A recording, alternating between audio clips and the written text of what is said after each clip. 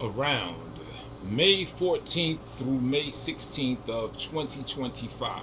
Terry Bollea, most commonly known to the world as Hulk Hogan, underwent an intensive neck surgery to assist with some pain that he was having in his neck and, just fix it in general as he's had back surgeries. He's had surgeries throughout his whole body, and it's just another one in a long line of surgeries, but a big one, right?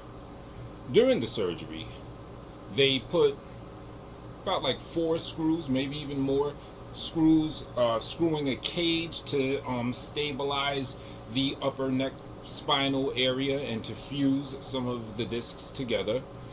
This also entailed bone graft.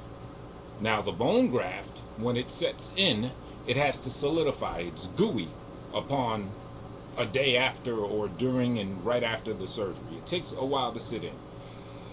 The screws also have to, they're screwed in, but they could come loose if you're moving around and all that stuff too soon, right after the surgery.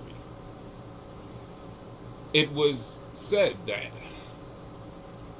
a day, 24 hours to 48 hours after surgery, as opposed to getting the necessary at least months rest, be it a neck brace, stabilize it, stay at home, something like that. No movement to the neck, leave all that alone. It's been said that about a day after, he's already on the other side of the world in Las Vegas promoting one of 4 things that he had going on. He had a new amateur wrestling league with Eric Bischoff that he was popping off. He has the Real American Beer brand that he's popping off, which is quite an interesting venture for him, considering what happened with his very own son. But we're going to get to that a little bit later. He had in New York, he had a new bar and grill or something that he's opening. And I believe he had another venture. He had a lot of stuff going on, a lot of work going on. So he's already there. The gooey bone graft isn't really getting his chance to just sit and solidify. The screws in his neck that's fusing his spine together can potentially come loose or something like that. But he's out working. He's in Las Vegas. He's moving around. He's on long flights and everything, continually working. It's not like he just made that one appearance and then he went home. No, from then on he was working. June 18th, I think it was June 18th, about a month after this surgery, he's hospitalized again. I believe it was some esophageal issue he was having. Now, and these technical specifics are coming from the Bubba the Love Sponge show, who had a spinal neck expert that broke all this stuff down when they dissected exactly the procedure Hogan had. So he went in he was having esophageal trouble. Now, as the expert said, he said the neck that he had done, spine number C3, C4, and C5, those parts of the upper neck spinal area, they're the parts that somehow, some way involve your breathing mechanisms. And if something comes loose, like if a screw comes loose, it could obstruct one's breathing. It could create, situations with the circulation that could lead one prone to a heart attack, stuff like that. So around mid-June, he's hospitalized again. And from then, unfortunately, it all went downhill. And as many of you know by now, July 24th of this year, he passed away. Now, I give that preface of his medical conditions because it ties into the overall point of what I'm talking about. And I want to do this video just to share my thoughts on Hulk Hogan. There's a lot of controversy. It's a lot of good, of course, that's being spoken about him, but it's a lot of bad as well. I myself, Tone Space, for those that may not know, I myself am a firm believer that whatever legacy you put down on this earth is what you should be remembered for. I'm not a proponent of you only talk about the good that they did and you ditch the bad because they're dead. No. It's a culmination of everything. Absolutely acknowledge the good, praise the good, but abscond the bad and speak on that as well, because it's like, where's the accountability if you're not going to do that? What about the people that are still alive? Wouldn't it make more sense to set an example to them, so when they see people that pass on and they hear people talking about the bad, and, you know, getting on them for that, that they then can think to themselves, wait a minute, I'd want to be remembered more positive than negative. So let me make sure my carbon footprint has a more positive impact than just kicking up dust in someone else's face. You feel me? So that this way, when that person goes, people aren't going to be speaking bad about that person. So I don't think there's anything wrong. And yes, I am here to talk about the bad of Hulk Hogan. Maybe I'll start off with the good. The good part is I was a Hulkamaniac as a kid. That background, the shirt ripping, all of that, I was all about it. I was a huge Hulkamaniac. Into adulthood, when I hear about the behind the scenes stuff, and I hear like 8 billion out of 10 people that talk about him, that work with him, have way more bad to say than good and stuff like that. And then there's one particular thing that really did it for me that I'm really going to get into. So let me just go down the list. But I will say rest in peace to Hulk Hogan. I'm not pissing on his grave, none of that. But I am here to bring a clear perspective of at least what other people say about him. I didn't know the man, so I can never say anything with 100% certainty. But let's get into it. First off, his whole gimmick, it's a bite off of superstar Billy Graham, from the handlebar mustache to ripping the shirt to the hand to the ear to saying brother in promos. That was all superstar Billy Graham. Later on, Billy Graham mixed the handlebar mustache with the black in the beard. Prior to Hogan coming to the NWO and WCW, Hogan comes out and he just had to bite that little last piece of get that little last gram of the superstar that was left in his pill bottle and bite that too. So his whole gimmick from the jump was a ripoff. Now he took it places that arguably superstar Graham may not have had the potential to do. You know, that's arguable stuff in the past. They say, oh, if they had made him a good guy back then, he'd have been Hogan first and all that. You know, it's hearsay. You can't really say, because you can only talk about what actually happened. Hogan took the ball, he ran with it, he did his thing, right? After that, the locker room stuff, the jobbers. For those that don't know, jobbers are those guys you might have watched early back in the day, Saturday morning wrestling, where you got the wrestler you know, you got the wrestler you don't know. Wrestler you know always beats the wrestler you don't know. That wrestler you didn't know, that's called a jobber. Their whole purpose is to job for the wrestler you know, aka lose the match for the wrestler you know, to make the wrestler you know look good. Now my understanding of how the jobbers were treated backstage, they were respected. Why? Because they made wrestlers look good. So the wrestlers that they were jobbing for would thank them. They'd be like, yo, good looking out. You know, you did your thing. I greatly appreciate you.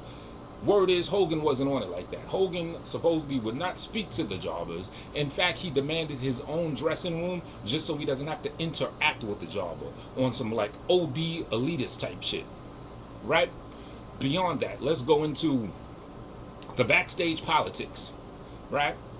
Allegedly, Hogan would stifle up-and-coming wrestlers' careers. He would do snake shit. He would say this one did this one did that, or snitch on people, stooge on folks here and there, just to keep other wrestlers down to maintain his position. Which, if you ask me, and this is more testament to the positive stuff about Hogan, he didn't have to do anything. Hogan was super over, meaning he was on top of the game. He'd have been Hollywood. He'd have been Hulk Hogan. You'd have been Hollywood Hulk Hogan. You'd have still had the same level of fame and prominence that he would have had if you would have had, I don't know, 30 other wrestlers that would have rose to prominence. I don't think any of that would have had an impact on his position other than good. It would have gave him competition to fight and everything. He'd have probably even been bigger.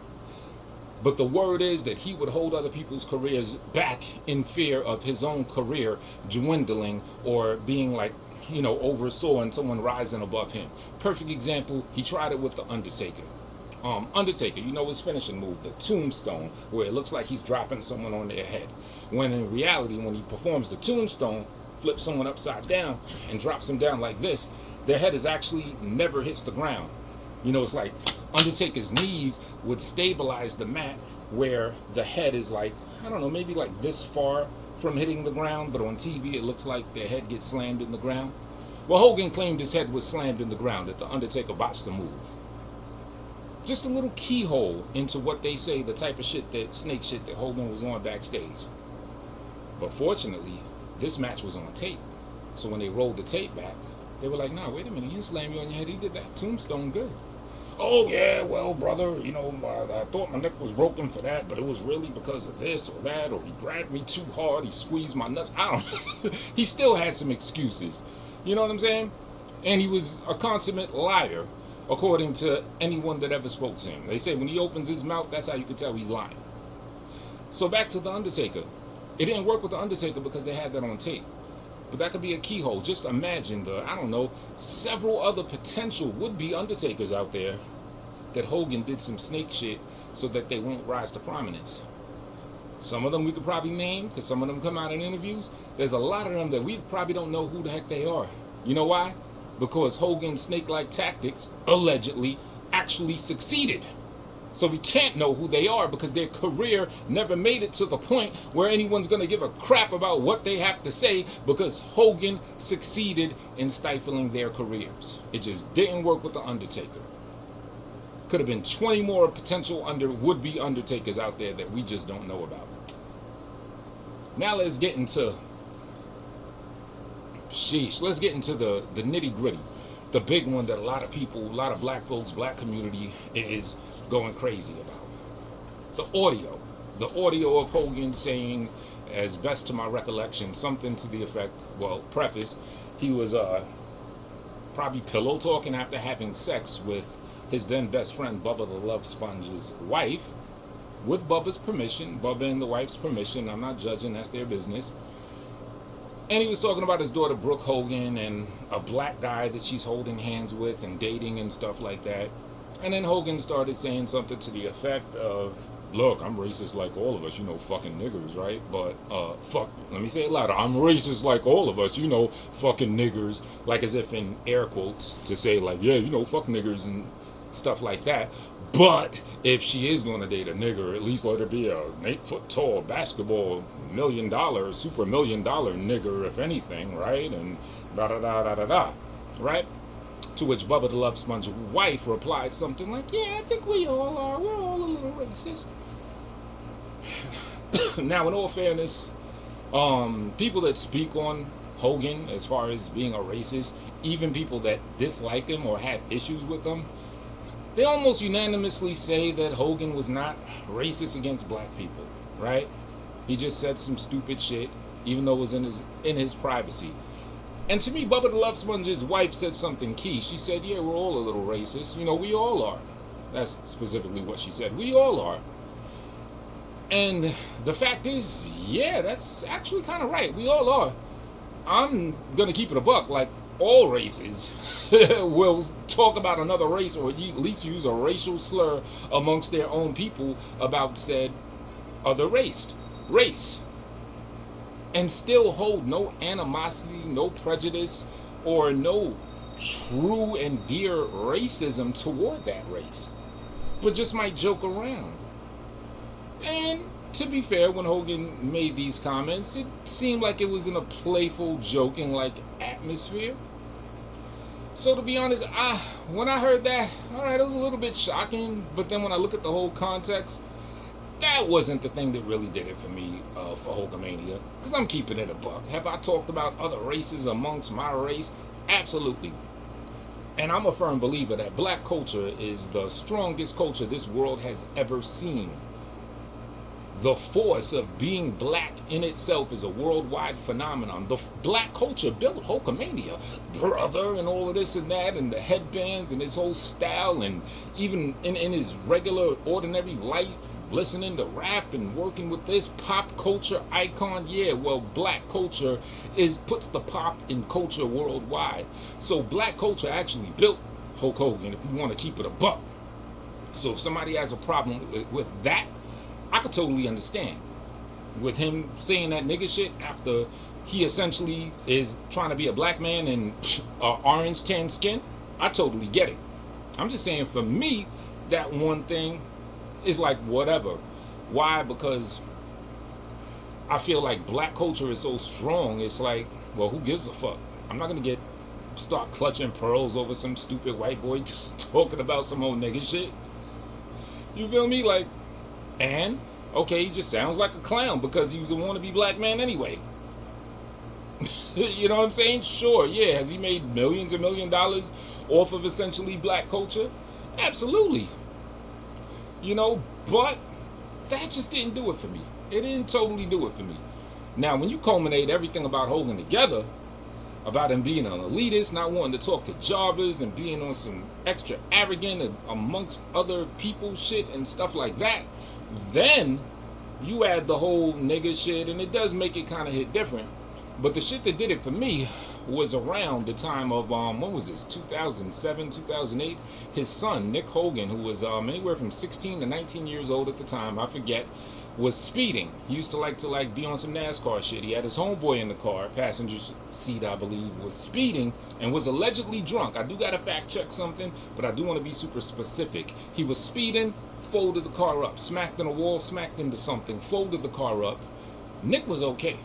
His homeboy that he was in the car with, as per a picture I saw, was permanently brain damaged, and unfortunately is probably still messed up to this day. I don't know, Godspeed to that man though. Hopefully he is better. But if anyone has seen the aftermath picture of the passenger that Nick mutilated from that car accident, you'll see he has like a softball, practically a softball sized hole in the top of his forehead. Like a lot of his brain was scooped out.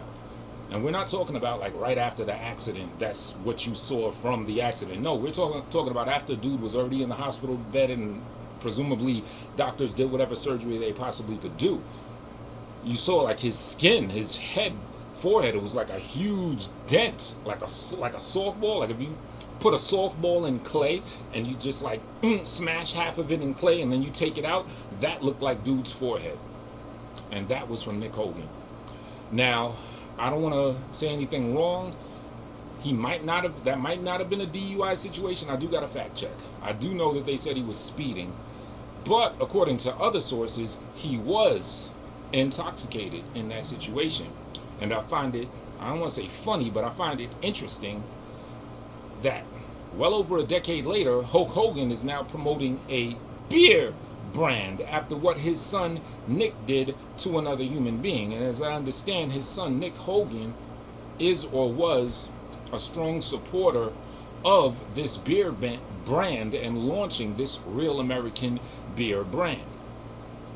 Right? Now you think that there would be some form of sympathy, there'd be some form of accountability after doing this. I think Nick Hogan had to do 8 months in jail for this incident. At which time, once again, there was some leaked audio that came out of a conversation of father Terry Bollea, Hulk Hogan, talking to his son Nick Bollea, Nick Hogan, whatever you want to call him, while Nick Hogan was incarcerated. Nick Hogan was whining about the conditions in the jail and everything and this and that. But they started talking about a potential reality show documenting Nick Hogan's release from jail, and presumably a reality show that would then showcase the issue that put him there and make a buck off of that situation. Now, if that's not bad enough, Hogan, his father, went on to say in this leaked audio from around 2007, 2008, he went on to say something to the effect of, I don't know what kind of bad energy that, whatever, respectfully, whatever the victim that had the hole in his head, I don't know what kind of bad energy he had, but yeah, for God to punish him like that. But yeah, he's a negative person.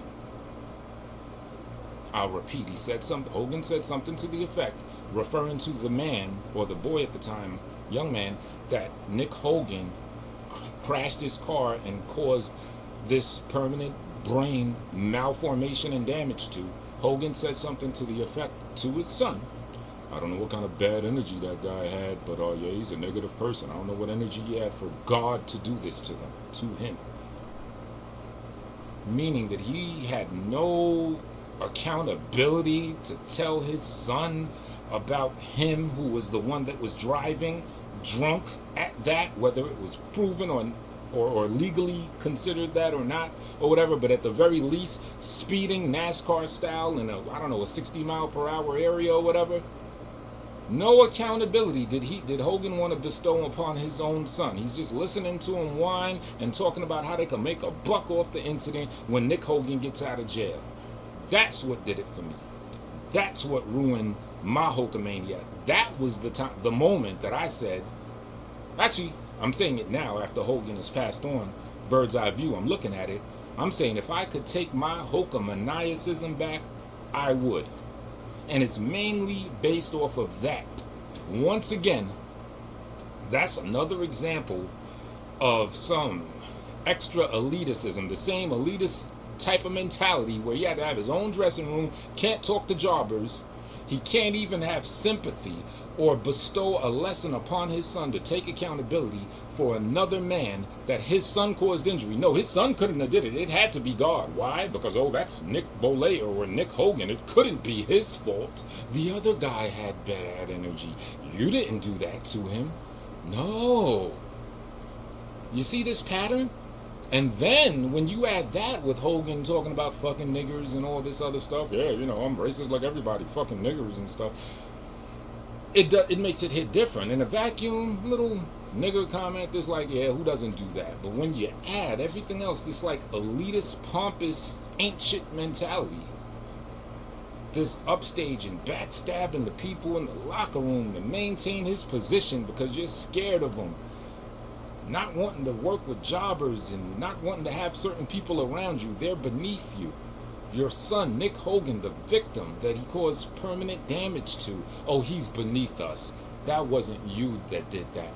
That was God that did that to him because he had bad energy. That's what did it for my Hulkamania. And I just feel that that needs to be spoken of because these are like just strong character traits that I cannot shake. I cannot shake these character traits when I remember Hulk Hogan. I just can't do it. And I feel like it has to be, I just have to share it. Rest in peace to the man, absolutely. But rest in peace to Hulk Hogan. Rest in peace to Terry Bollea as well. But Terry Bollea, if you don't got anything good to say, you can fill in the blank. Terry Bollea, though, another one around WrestleMania 2. Jesse the Body Ventura was trying to galvanize the wrestlers in the locker room so that they can get health care, so that they can get better pay and they can have rights. He wanted to unionize them. Have a union. Just like how any job has a union. Wrestling is like this huge carny circus.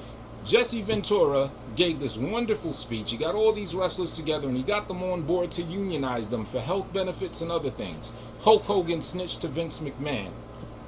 Stooged to Vince McMahon, and Vince somehow was able to shut that shit down based off of the snake-like intel that Hogan fed him about Jesse the Body Ventura's plans. It's terrible, terrible. And I know if this video reaches the ears and eyes of anyone that was a friend of Hulk Hogan, I do give you my condolences for your friend, absolutely.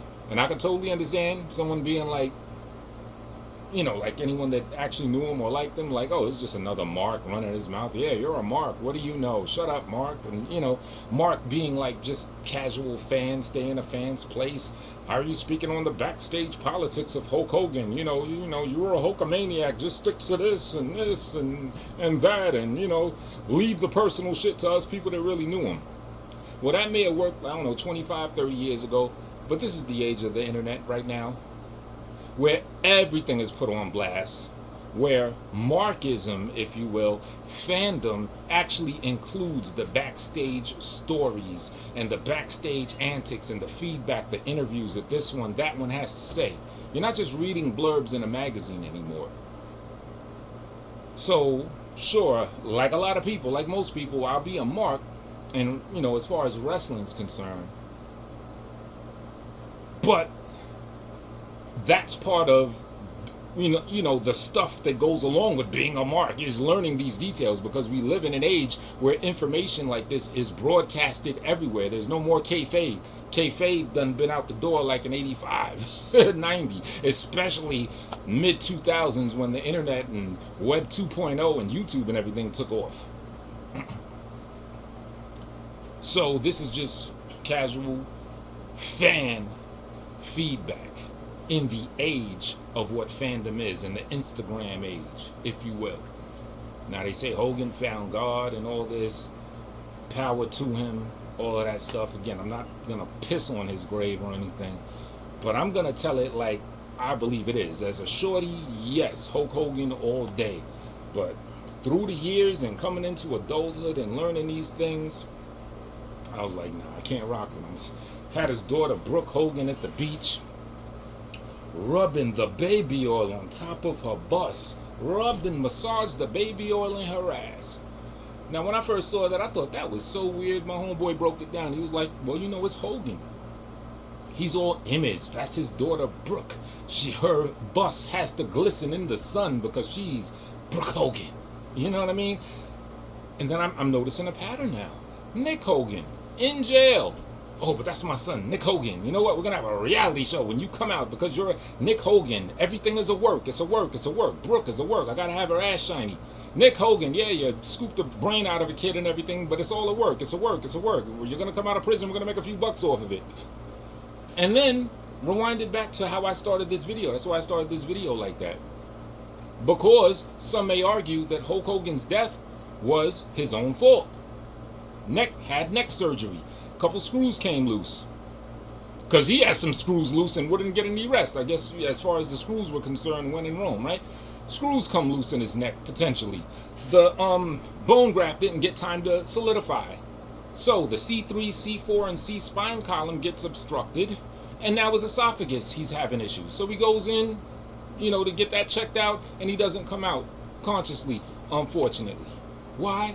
Because it's all a work. It's a work. It's a work. It's a work. Instead of Terry Bollea sitting in his ass home with a neck brace and just cooling the fuck out and let Eric Bischoff do all that other bullshit or his son do all that other bullshit, he wants to be in Las Vegas in like an hour after surgery.